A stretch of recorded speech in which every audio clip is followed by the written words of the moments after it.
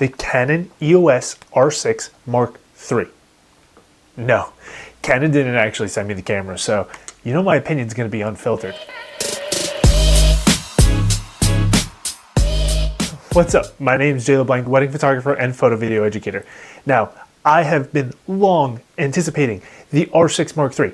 The R6 Mark II was good. It was really good. But I didn't buy it because I didn't think it was enough of an upgrade from the original R6. So I was like, let's just wait for the R6 Mark III. And I did. And I've been following the rumor websites for months now, waiting for this camera to come out. And I was fully anticipating the day that it launched to go right to B&H's website, put my credit card information, and hit pre-order. But it didn't. And let me tell you why. Now, I've basically watched every video on YouTube about this camera since it was announced. I took notes. I took a lot of notes. Now, watching all these videos, I was looking for small details that people are saying, and I would pick up on them. The things that mattered to me. Once we got past the catchy headlines of the new sensor, the same one that's in the C50, and it does pre-capture, and it has more megapixels, and it shoots 7K open gate. All great. But listen, some of those features are great, but some of them don't really apply to me as a wedding photographer, even though they try and tell you that they do. So I want to jump into some of the details of these catchy, flashy headlines that Canon and all these other YouTubers are pushing all over right now, because that's what Canon told them to say.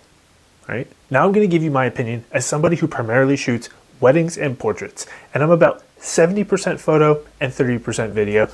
So just keep that in the back of your mind as I go through some of the details and my opinion on these things. But with that being said, I think the R6 Mark III is the camera to have as a wedding and portrait photographer. In Canon's lineup right now, it just makes the most sense and checks the most boxes for those two types of photography. I'm going to give you some of the things that I love about this camera, some of the things that I dislike about it, some of the things that are just way overhyped, and then I'm going to give you my current scenario, and I want your opinion about if you think I should buy this camera or not. First of all, things that I love. The megapixel count, 32, perfect. I think it's the perfect sweet spot. When we were at the R6 Mark II at 24, it's good. I like 24. The problem is, once you start to crop 24 megapixels, you're running into some trouble, maybe, depending on how much you're cropping. And then you have the R5 Mark II, 45 megapixels. You could crop on that all day, but it's a huge file. 32, I think that's the sweet spot. I really like that megapixel count for weddings and portraits, especially because 32 megapixels, you could print pretty large. You can really cover most of the most common print sizes that you'll experience as a wedding portrait photographer. I'm talking up to like a 24 by 36. Usually you don't go too much bigger than that. Sometimes, very rarely, but 32 megapixels will handle that just fine. As somebody who shoots video, C-Log 2, love it. I love shooting on it in my R5 Mark II, and I wish I had a second body with it, which is why I was really expecting to hit pre-order the second this camera was announced. But there's too many other factors that go into it. But C-Log 2, awesome. Love that they put this into a camera body that's under $3,000. I think this is going to make an amazing B or C cam to photographers who have the R1 or R5 Mark II, or even cinematographers who need a second or third camera. The fact that it shoots C-Log 2, the fact that it has that in-body stabilization so you can get some really good handheld shots, I think it's very compelling as a second or third camera in both worlds, photo and video. Open gate, awesome. Love the idea of it, super cool. For me, as a content creator, somebody who's making videos on YouTube and then I want to go and chop them up and make them into shorts or post them on social media, yeah, great idea, in theory. But I'll get to that in the section of why I dislike this camera. Stay tuned. If you're coming from the R5 or the R6, good news is it's not going to overheat as quickly. Does it overheat? Yep, it does. And we'll get to that in a minute also. But it doesn't overheat as fast as the R5 and R6. That's good. I love that they finally put a full-size HDMI in this camera. Don't know why they decided to go with the little tiny baby one in the original R5 and R6, and then they're like, hey, our customers really don't like that. They want the full-size HDMI. We should probably do that, because the small one, it falls out of the camera all the time if you're anybody who's using an external monitor and moving the camera at all. If you're locked down on a tripod, great. You put this thing on a gimbal or you want to go handheld, that thing pops out like crazy. it sucks. Full-size HDMI is where it's at. Unless we can come up with some better mechanism, let's just stick with that for a while, okay? Thanks, Canon. Appreciate that one. I'm also a huge fan, as a wedding and portrait photographer, to have the ability to register people's faces into this camera. I love that they took that feature from the higher end R1 and R5 Mark II and brought it to this camera. Great feature, super happy to have it. Very welcome addition. Thanks for that one, Canon. And I know some people are unhappy about the whole addition of the CF Express card, but I think it's a great idea. The fact that we're moving more megapixels now, so we have larger files, we're recording video and higher bit rates that require us to move more information much faster, we just can't possibly do it on an SD card. So now that we have the CF Express cards, love it. But listen, I get it. Some people have a lot of SD cards ready, and they're super disappointed that they just can't use those in this camera. Well, unless you were buying those super fast SD cards to begin with, they're probably not going to fly in this camera anyway. Even if it was 2 SD card slots, you're going to have to buy the super fast SD cards. And guess what? Those super fast SD cards are more expensive than the CF Express cards.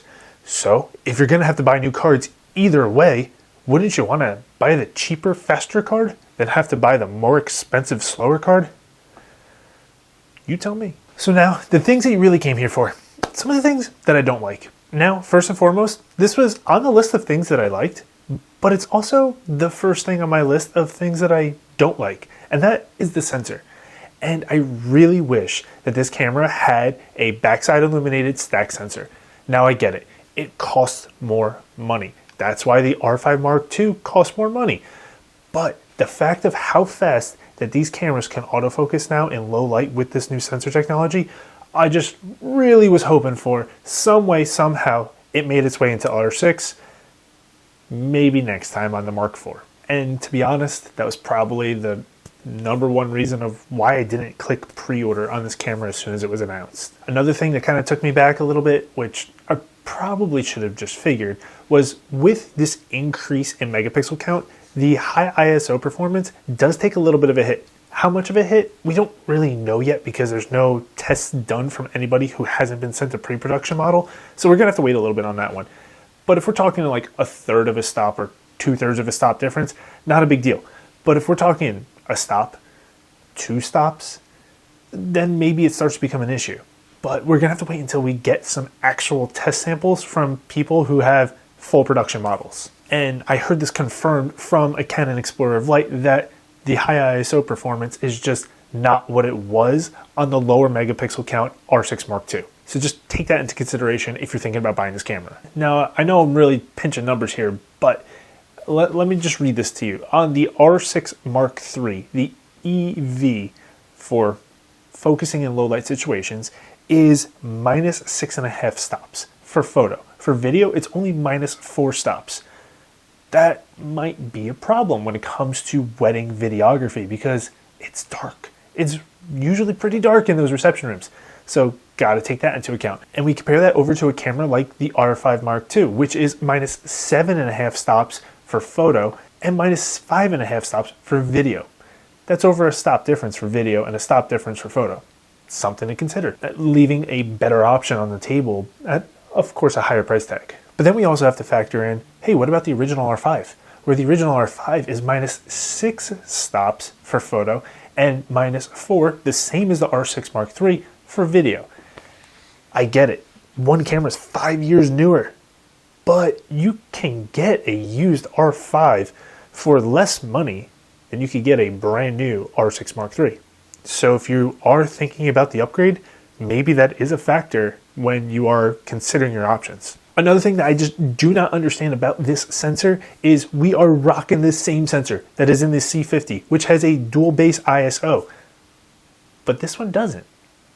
I don't know why. I mean, I'm not super technical about this. Maybe somebody else can explain this to me in the comments, but you would think if we're using the exact same sensor that's in the C50, wouldn't we also have that dual base ISO in the R6 Mark II?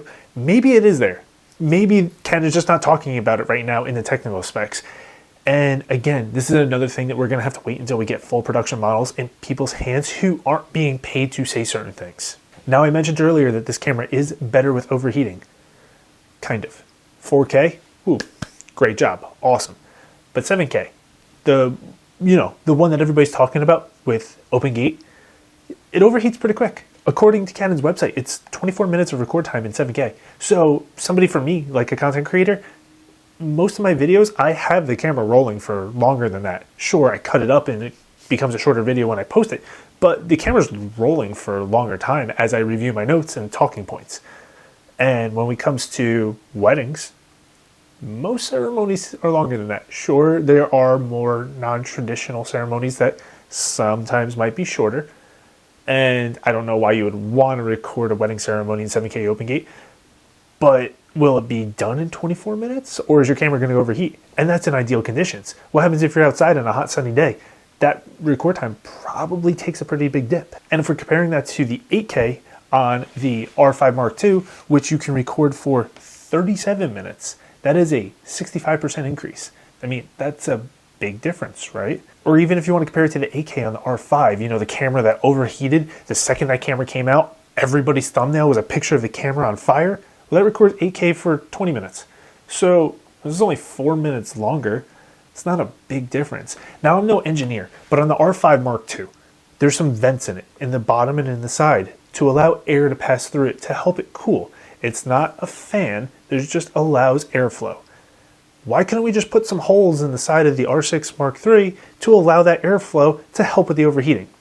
I don't know if this would have made the price a lot higher, and it was just something Canon didn't want to include to help bring that price tag down, or maybe they want this camera to overheat so people go more towards the R5 Mark II or the C50. I don't know, I don't get that one, because I feel like just throwing some holes in the side of this camera could have helped improve those numbers a little bit. And another thing that I mentioned earlier is the whole open gate. You see it everywhere. Every YouTuber is talking about it right now. Open gate, open gate, open gate. It's so cool. But here's one thing. Why are most people shooting open gate? If you were going to shoot open gate to recompose the image later for your horizontal video, okay. A lot of people are talking about it in terms of, hey, I'm going to shoot open gate so then later on I can take the video and create a vertical social media post. Okay, but here's the numbers.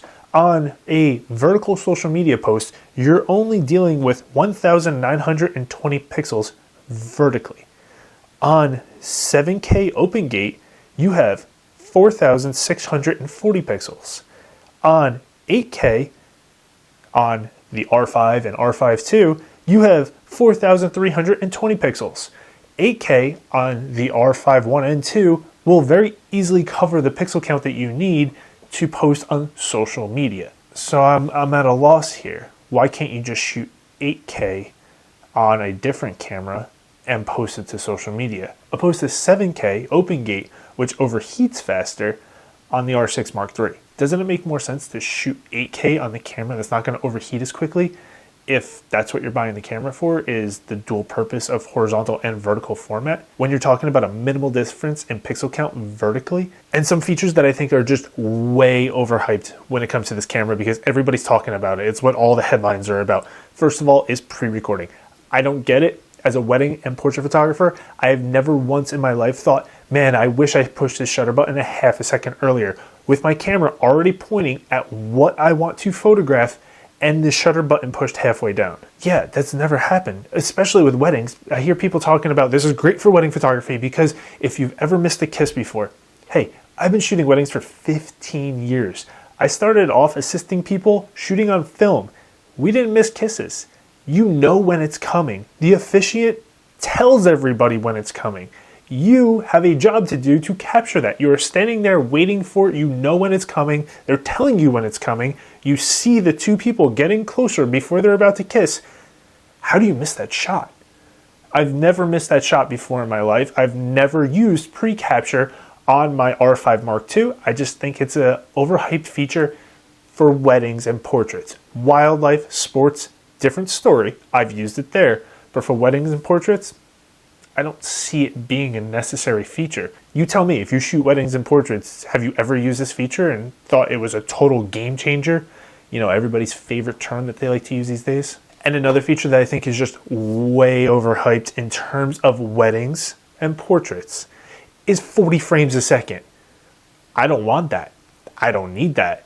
I mean, I have 30 frames per second on my R5 Mark II, and I never use it for weddings and portraits because I don't need that many pictures. At a wedding, I'm already going through 5,000 pictures. I don't want to put my camera in high burst rate and then now have 10,000 pictures to go through because it's unnecessary. For sports and wildlife, awesome. 40 frames a second is really freaking fast. That's really cool that this camera's capable of it. But I don't think it's necessary as a wedding and portrait photographer. I mean, if you're currently a Sony shooter and you're watching this video, anybody with the A7 IV and you have 10 frames a second or an A9 with 20 frames a second, tell me, do you really need 40 to shoot a wedding? I would love to hear somebody say how 40 frames per second completely transformed their wedding photography. And there's a couple features on this camera that just really don't matter to me. And I don't think they matter to most wedding and portrait photographers. You tell me if they matter. First of all is going to be that top LCD screen. So many people are like, I wish the R6 had it. Well, they got to cut some things out of it to help get that sub $3,000 price tag. And personally, on my R5 1 and 2, I hardly ever look at it other than when I want to know if the camera's on or not. For the most part, I'm looking at that back screen. It gives me more information and I just like the way it looks better anyway. Another one being the eye autofocus. I'm seeing people complain about that they left the eye autofocus out of this camera, which the R5 II and the R1 have. That's an expensive piece of technology that they would have to put into this camera. And if we're going to keep the price down, go ahead, leave it out. Honestly, it was a cool idea in theory, but it doesn't work for most people. It doesn't really work for me and I don't really use it. So keep it. I don't want it in my camera. And before you even say it, people are complaining about it everywhere. YouTube comments, Facebook posts, blog posts, forums, everywhere. They say, open up the RF mount. And to some extent, I agree with you. It would be nice if Canon opened up that mount to third-party manufacturers. But I'm also going to tell you this. If you're buying the R6 Mark III, you might be on a budget. Otherwise, why aren't you going for the R5 Mark II or the R1? So if money's a factor, why don't you just buy an adapter and use the EF lenses? There's tons of third-party EF lenses out there. I still use a lot of EF lenses adapted on my mirrorless cameras. Putting those EF lenses adapted on a mirrorless camera works wonders. Those lenses perform great. All my prime lenses are super sharp and super accurate with an adapter on my mirrorless cameras. And now that everybody's switching to mirrorless, the market is flooded with EF lenses. So you can be buying high-end professional lenses for a fraction of the price by just putting an adapter on your camera. And then you get the best of both worlds. You save some money and you have good quality glass. I don't get why everybody's complaining about opening this up to third parties. So yes, it would be nice if it was opened up to third parties, but at the same time, it's making those EF lenses, which work just fine, much cheaper as people switch to the RF mount. So now my question to you, and I want to know what you would do. I currently have an R5 and an R5 Mark II, and I fully plan on buying the R6 Mark III and replacing my R5 with it, but it doesn't really feel like an upgrade. It feels like kind of like a step sideways. It's giving me the better video features in terms of overheating. Love that. But in terms of photo, it doesn't really feel like much of an upgrade. I do prefer that smaller megapixel count just because I don't want to deal with all of that in editing. It slows the computer down. It just takes longer to edit those large files. So 32 megapixels sounded really nice to me. But if it is going to focus slower than my R5, that alone is enough to keep me away from it. Because focus, accuracy, and speed is kind of the name of the game for me when it comes to wedding photography, because I don't want to miss moments. And that's what's most important to me. But I know that the R6 Mark III, while it doesn't have some of these really nice features that the R5 Mark II has, it does have that newer, updated autofocus system. And I think I might have to get my hands on it to really test it out and see the difference. So as of right now, I'm not buying the camera. But you know what? If I get 100 likes on this video in the first week that it's published, I'll buy it. I'll just buy it. I'll do the testing for you guys. Drop some comments down below. Let me know what you would want me to test out and make sure that you like the video. And sure, I'll go out, I'll spend the money, and I'll be the dummy to give you an honest opinion about what this camera's all about. So go ahead, hit that like button, make me spend my money. But what about you? What about if you're somebody who's considering this camera and you're coming from a Canon camera already, you're just at a lower model already in the Canon ecosystem? Do I think it's a good upgrade? Absolutely. If you have the money for it, I think it is a very good camera to use for weddings and portraits. in terms of somebody coming from another ecosystem, maybe you're a Sony shooter, you're finally going to switch over to the dark side of Canon. Yeah, I think it's a really good camera for you to use, especially if you're a hybrid shooter. This might be the camera to have if you want to shoot both photo, video in weddings. If you're somebody who has the money for the R5 II or the R1, you might want to go there. There are some features in those cameras that you're just not going to get in the R6 Mark III, but it's only a few small features. Or maybe you save a little bit of money and buy a used R5 because you'll get more bang for your buck, especially if you're a photo first wedding and portrait photographer. I was honestly considering this camera as being my main camera and having my R5 II be my B camera. Doesn't look like that's happening though, but I'm still undecided. I'm gonna need to see more testing on it. And like I said, you want me to spend my money on it, hit that like button. Let me know your thoughts and opinions on this camera. Tell me what you think. Drop some comments down below. Tell me if I should go spend $2,800 to do some real world testing for all of you on YouTube world and give you my honest opinions, because you know I'm not being paid to say these things. Even though I'm a Canon fanboy, I'm a little disappointed by what this camera was, but I still might buy it. And it still might become my main camera. I don't know. We'll have to find out. Only time will tell. Until next time, peace.